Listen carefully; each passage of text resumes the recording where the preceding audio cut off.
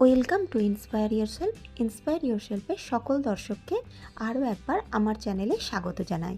আজকে আপনাদের সাথে শেয়ার করে নেব দুর্দান্ত স্বাদের একটি রেসিপি, যেটা একটা স্ট্রিট ফুড তো বটে, তার সাথে সাথে ভীষণ পছন্দের একটি রেসিপি। রাস্তার দোকানের ধারে যেরকম ব্রেড টোস্ট বা ব্রেড অমলেট পাওয়া যায়, সেই রেসিপিটাই আজকে আপনাদের সাথে শেয়ার করে নেব, যেটা বাচ্চা থেকে বড় প্রত্যেকেই আমরা কম বেশি খেয়েছি এবং খেতেও ভীষণ ভালো লাগে। যেহেতু বলেছি রাস্তার দোকানের মতন করে তৈরি করব, তাই সেই দোকানে যেরকম ব্রেডগুলো ব্যবহার করা হয়, অর্থাৎ লম্বাটে ব্রেডগুলোই আমি এক্ষেত্রে নিয়েছি। তবে চাইলে স্লাইস ব্রেড দিয়েও এই রেসিপিটা তৈরি করা যায়। তবে আমার ব্যক্তিগতভাবে মনে হয় এই লম্বাটে সাইজের ব্রেডগুলো অল্প একটু বেশি মিষ্টি হওয়ার কারণে টোস্টের ক্ষেত্রে এই ব্রেডগুলোই বেশি ভালো লাগে। আপনার হাতের কাছে যে ব্রেড থাকবে আপনি সেই ব্রেড দিয়ে এই রেসিপিটা কিন্তু তৈরি করে নিতে পারেন। ব্রেডগুলোকে চারখাদি করে এক সাইডে রেখে দিলাম। ফিরে এলাম একটা বড় মিক্সিং বোল নিয়ে। মিক্সিং বোলেতে দিয়ে দেব একটা কুচিয়ে নেওয়া পেঁয়াজ। এক্ষেত্রে আমি একটা পেঁয়াজকে মিহি করে কুচিয়ে ব্যবহার করেছি। দিলাম দুটো কাঁচা লঙ্কা, কাঁচা লঙ্কাটাও একদম মিহি করে কুচিয়ে ব্যবহার করেছি। তার সাথে দিলাম 4 থেকে 5টা হামালদিসের গুঁড়ো করে নেওয়া গোলমরিচের গুঁড়ো, অল্প একটু লবণ, আর সঙ্গে দিলাম বেশ খানিকটা চিলি ফ্লেক্স আর অল্প একটু মিক্স হার্বস।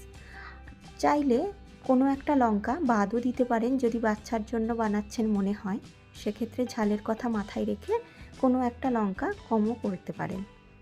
এবারে সমস্ত উপকরণগুলো পেঁয়াজের সাথে ভালো করে মিশিয়ে দিল। তারপর ডিমটা দেব, তাতে করে ডিমের মিশ্রণটা খুব ভালোভাবে তৈরি হবে। আমি যেহেতু দুটো ব্রেড অমলেট বা ব্রেড টোস্ট তৈরি করব, তাই দুটো ডিমের ব্যবহার করেছি। আপনারা চাইলে এক একটা ব্রেডকে ডবল ডিমের অমলেট বা ডবল ডিমের টোস্ট করেও করতে পারেন। এবারে সমস্ত উপকরণটা ডিমের সাথে ভালো করে নাড়িয়ে মিশিয়ে নিতে হবে। কাঁটা চামচের সাথে মিশিয়েছি, তাই যাতে করে খুব ভালোভাবে এটা মিশে যায়। ফিরে এলাম রান্নাতে। একটা ফ্রাইং প্যান বসিয়েছি, তাতে দিলাম অল্প একটু বাটার দিয়ে টোস্টটা করলে খেতে বেশি ভালো হয়। তবে চাইলে বাটারের পরিবর্তে সাদা তেল দিয়েও রেসিপিটা তৈরি করা যায়। ফ্রাইং প্যানের ওপর অল্প একটু ডিমের গোলা দিয়ে এই কাঁচা ডিমের গোলার ওপরে আগে থেকে যে ব্রেডগুলো আমি স্লাইস করে কেটে রেখেছি সেটা দিয়ে দিতে হবে। তাতে করে ডিমটার সাথে ব্রেডটা খুব ভালোভাবে সেট হয়ে যাবে বা লেগে যাবে, আর খুলে পড়ার কোনো সম্ভাবনা থাকবে না। এবার উল্টে পাল্টে চারদিকটা সেঁকে নেব। যেহেতু ব্রেডের একটা দিক ডিমের কোট হয়েছে, তাই ওপর দিক যে দিকটা ফাঁকা আছে সেই দিকটাও বেশ খানিকটা ডিমের গোলা দিয়ে দেব। দিয়ে আবারও একবার ব্রেডটাকে উল্টে এই পিঠটা ভালো করে ডিমের গোলায় কোট করে নেব। খুব সাবধানে উল্টানোর প্রয়োজন পড়বে না, মোটামুটি একটু আলতো হাতে এটা করে নিলেই হবে। একইভাবে এবারে দু পিঠ ভালো করে এপিট ওপিট করে সেঁকে নিতে হবে। সাইডের যে দিকগুলো বাদ রয়েছে ডিমের গোলা পড়তে, সেগুলোতেও অল্প অল্প ডিমের গোলা দিয়ে দেব।